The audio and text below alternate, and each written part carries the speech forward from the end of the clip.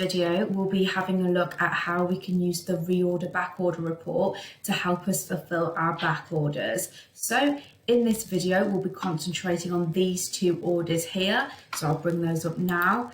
Both of these orders are on back order. One is for a skin gift set, which is actually set to an auto assembly within the system. And we also have one for a SKU here, which is just gel polish, which is also then again on back order. So first things first, when we find ourselves with back orders within the system, if we go to the purchasing module here and have a look at reorder backordered report, what the reorder backorder allows us to do is create purchase orders and assembly orders to help us fulfill those back orders. As you can see, this is what the report looks like. You can separate this out by customer. So if you have a specific customer that has a lot of back orders within the system, you can bring up all their back orders here, and then we can create all the purchase orders and assembly orders that are required to fulfill those orders. Again, you can do it by product tag or a location within the system. Alternatively, you can do this by supplier. So if you know the supplier for your goods, for instance, for my gel polish, the supplier is the Nail Lab. So I click on Nail Lab here. If I scroll down here, it's showing my gel polish here.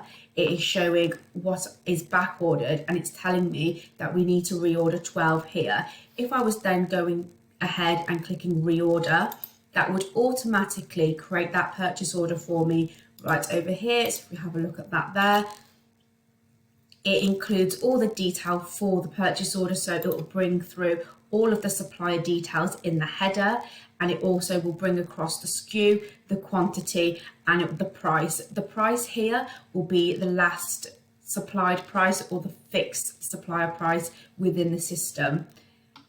If you do not have that set up, that will pull across a 0 and you'd need to enter the price in there. Once we are happy with this purchase order, the only thing we may need to add is maybe a required by date, or maybe change any of the header details if they're not correct. We can then go ahead and authorize this order. So this order would now be authorized, and those products would now be on order for us. And then if we go back to that sales order and have a look at related orders, we would see that PO number there, and we would see that these goods have been ordered to fulfill this back order right here. Now, if we move on to our other order, which is the auto assembly, what would have happened with this order is when we went to authorize this order, the auto assembly would have been triggered. But because we've got no components in stock, that auto assembly would not have been able to take place. So in a sense, it has now failed.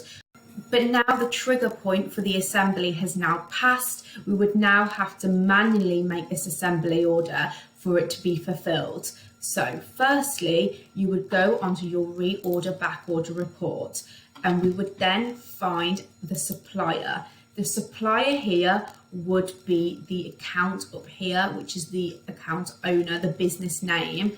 You'd go on here now, and we would see at the bottom here, we do have our skin gift set. As we only want to fulfill our skin gift set, I'm going to go ahead and untick everything else here that's been brought up. And when now I click reorder for that skin gift set, it makes my assembly order for me.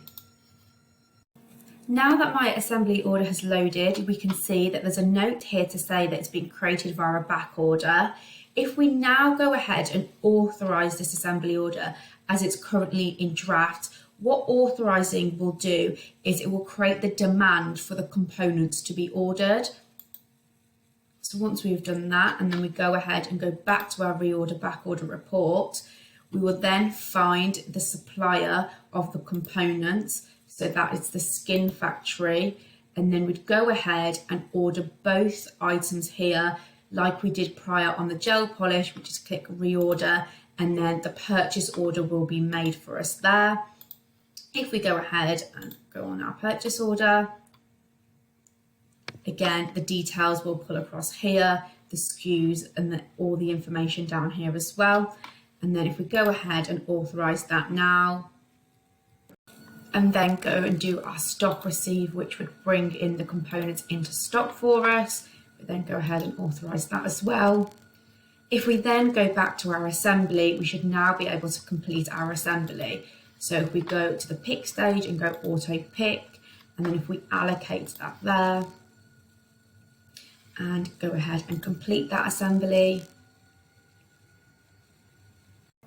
Once we have completed our assembly, that would have then gone and put our skin gift set in stock for us. So now we will be able to continue with our sale. So if we go back to our sale now and we go on the pick stage and we pick our skin gift set and authorize that, that is now hard allocated to this order, and we can continue with the rest of the fulfillment and order stages here. That now brings us to the end of this video on how to use a reorder backorder report to fulfill assemblies and normal orders. So thank you very much for watching.